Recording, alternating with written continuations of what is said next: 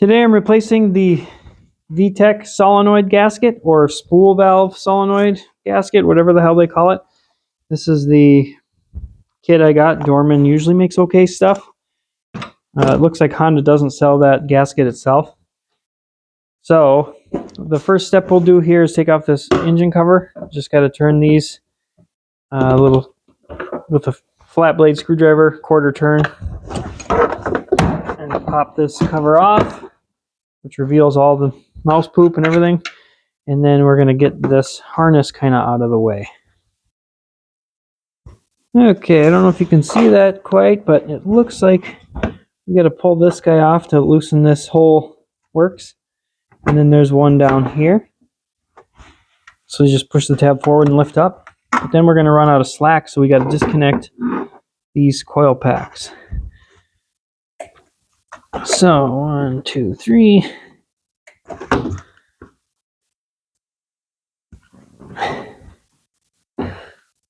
There we go. Gives us a little bit more slack. And then we will disconnect this connector here. Let me get this set up better. We got this one here. And one more here. There we go. And let's see if that gives us enough room. It might.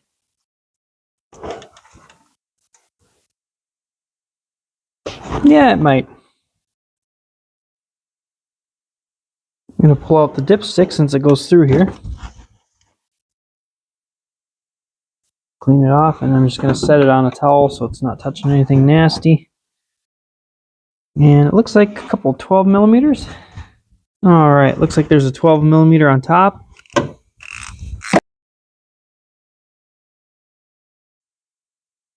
And then there's these 10 millimeters.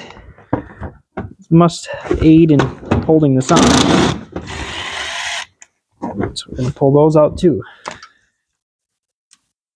There's one, there's two.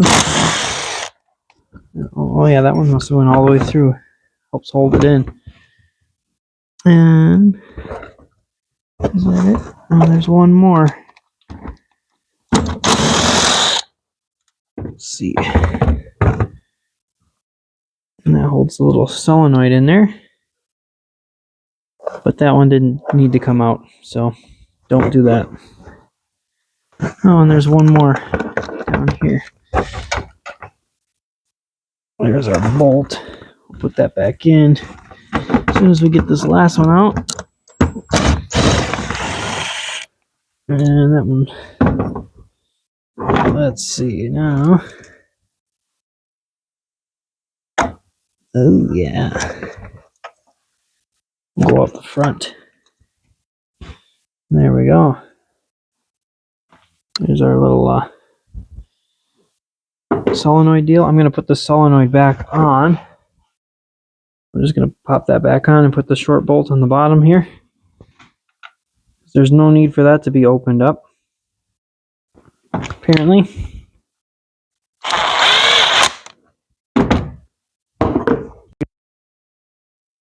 Alright, you can see we have this gasket. This is the old one right here. And there's a bumblebee down here. That's not helping anything.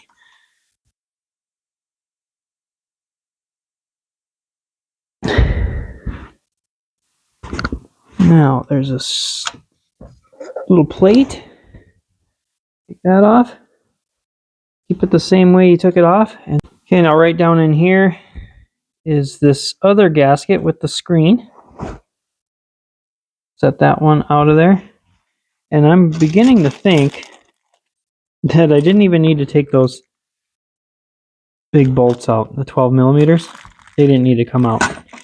But that just shows you I don't know what I'm doing. So in this kit, we'll put the new gasket in. And make sure it's nice and flat. Sits in there good. Looks like it does. Comes with a new plate. As long as we match the plate up with how the old one went, which this is the old one here. Match it up. Looks like it's good to go. Might as well put the new plate on, I guess. Okay.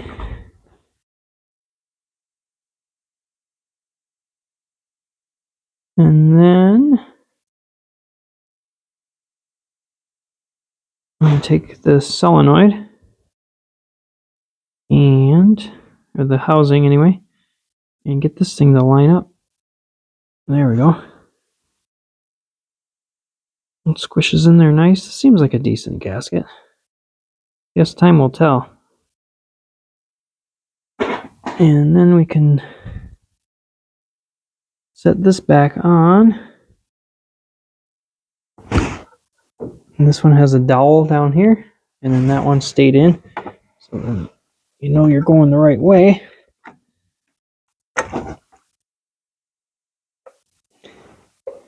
Gonna hold that plate in place. And we're gonna wiggle that guy on. This long bolt goes in here. Kit comes with bolts, but I'm not gonna use them because these are fine. So I'm not scared to use the old ones. Plus, OEM bolts are probably better than these. And then these are the same length. So one goes here. One goes here, if you can see it.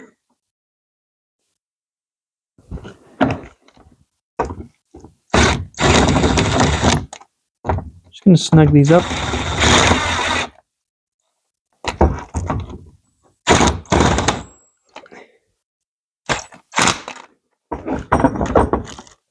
Okay. And then I guess I never had to take these ones out. These big 12mm ones. So I guess don't do that. Got the big bolts in, 12mm bolts that I didn't need to take out. I'm just going to snug them up. That's my calibrated torque spec is snug.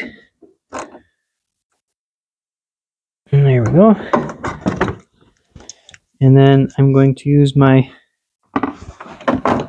calibrated torque spec here on these as well, these 10mm, ones we did have to take out. I'm going to go a little bit at a time because we are squishing down that gasket.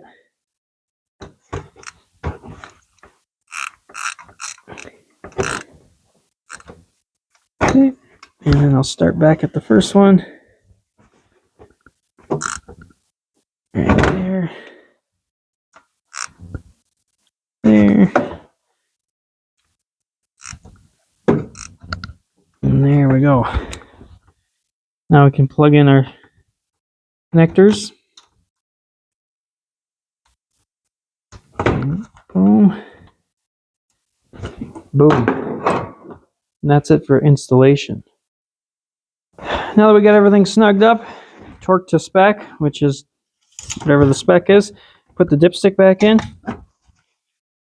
And then I'm going to push this wire harness back in into the clips.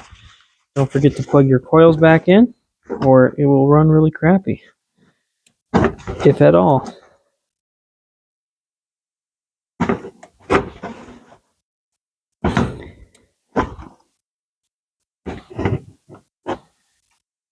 And then I'm going to take some brake cleaner, carb cleaner, whatever, and spray down this area where it was because it leaked a little when we did the transfer.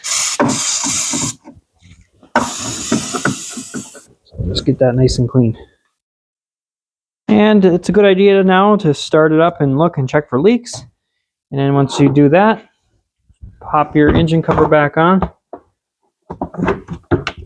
And just set it back here. There's a couple holes it sits down in, and then you snap it in here and turn those things, and you're all good to go.